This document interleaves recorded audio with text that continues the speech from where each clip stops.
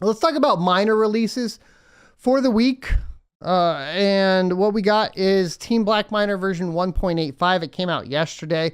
They added dual and triple mining for Ravencoin, ZIL, Ravencoin, Ethereum Classic, and ZIL. And then they improved switching code for Kapow with less rejected shares. They added support for SSL mining and plus VTC, or plus Vertcoin and plus Ravencoin. Both pools have to be SSL pools. And they reduced stale shares, and they tried to fix performance loss on the NVIDIA CMP cards. I am impressed that TeamBlackMiner is continuing to develop through the bear market. This could put them in a good position moving into the next bull run. Remember, like as we see these types of things, like miners that we thought weren't going to be a thing in the previous bull run because of popular miners from the bull run before that, you know, became relevant because they continued development through a bear market. If you are a mining software developer, the best thing you can do is add as much support for as many coins and algorithms, etc., as possible, because you don't know, we don't know, nobody knows what's going to take that kind of big revenue place of Ethereum for GPU miners.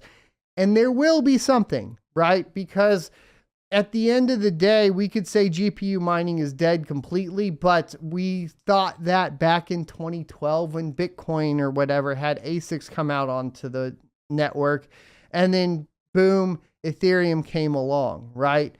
There is always something new on the horizon, and being prepared for whatever is new on the horizon is the best thing that you can do. This also means as a GPU miner yourself, you don't have to be mining at a loss, but you can turn on your rigs, play with a new coin, figure out how the overclocks work, play with a new algorithm so that you're ready. Have those flight sheets, have those overclocks ready to go in your Hive OS machine so that when something starts spinning up, you're ahead of the game, not behind the game, right? This is the time to completely prepare from a hardware perspective, from a power perspective, from a knowledge perspective. Your job is to be prepared now. As a cryptocurrency miner, especially as a GPU miner, your job is to be preparing for what comes next. And it will come, because we have not broken into a macro cycle, meaning that we can be fairly certain over at least probably the next 2 Bitcoin halvings that we will see the same cycle repeat itself. That means, yes, you have a great opportunity here if you're willing to go ahead and take that risk, right? And there's risk there still, but you have that potential. We have a new release from GMiner as well, 5 days ago for version 3.28. Improved overclocking subsystem fixes bugs with overclock switching while ZIL mining round. And then improved hash rate reporting while ZIL mining round. Removed hash rate drawdown for primary algorithms. So still continuing to see some updates here. You can also go ahead and get your Hive OS updated. I like to see this. Why do I like to see this? Well, development on Hive has been a little bit behind. They've been focusing a lot on ASICs because that's where they have opportunity to still make money through the bear market. I understand. I get it. At the same time, we have a lot of people that are still, trying to deploy new miners and new features on Hive OS, and having an option here straight up for them to give you on the GitHub to have compatibility with MMPOS and Hive OS is amazing. So good work, guys. GMiner continue to do that. Other mining software developers, see what they're doing there and actually follow suit. I think at this point, you can't expect right now at this point for any of these operating system, developers to come out, update to your latest miner in a timely manner. 4 days ago, also, we had LOLMiner version 1.67, improved Nexa performance on NVIDIA 2-ring-based GPUs, approximately 35% increase.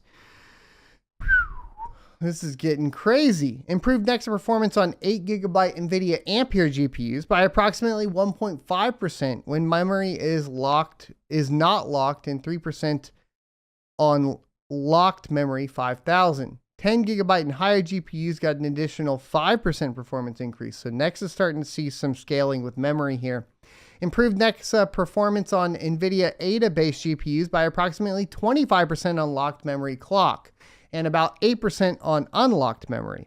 Now, I'm going to show you guys here too. We don't even have this calculated in yet, but Nexa's looking pretty hot. So they added Nexa Echelon mining protocol to support pools using it. So that is like the 137pool.io, and the needed format will be automatically detected when connecting to a pool using it. Pretty awesome. They updated the web UI for Nexa mining and more pools to support. And there is the Windows update for the GUI, and then they had some fixes. They fixed a bug causing scattered defects shared on Nexa mining on all OSs. They fixed a display bug when setting power limit on NVIDIA GPUs, saying the value is out of range, although it is fine on all OSs. They fixed a bug in Nexa mining on the mining, creating only defects in Windows. They fixed a bug in Nexa mining of the miner crashing silently after a few minutes. And it says, note one, every code update, in particular when so massive as here, because this is a big code update, may require retuning of your overclock and UV settings for ideal results and stability. Obviously, with big performance improvements like this, and the specifically as it pertains to memory, I think you are going to probably have to play with that. It says memory locking on Ada GPUs is only recommended if the core clock is locked as well and not maxed out. On high core clocking combination with memory locked to 5000, the performance will struggle due to worse memory timings. So as a general note, the Nexa GPU codes are and will be foreseeable in the foreseeable future joint work with the LEDOC from ZIL. Miner fees will be evenly shared regardless of which of these two flavors of the code you prefer. And ZIL and LOLMiner have both been working on this for a while. And I gotta say, I mean, seeing those two come together is amazing. It's just, I think having those two different options does also mean for troubleshooting, you are going to have basically same capabilities, but based on like the code base, you may find that one is more reliable during one particular release and vice versa. Just gives you some more troubleshooting opportunities. Thanks for checking out this clip from the Crypto Mining Show. You can check out the full episode here or more crypto content down here. Also, I'd like you to check out my locals page at sonofatech.locals.com, where you can become a member for free or choose to be a $5 a month supporter that unlocks additional content.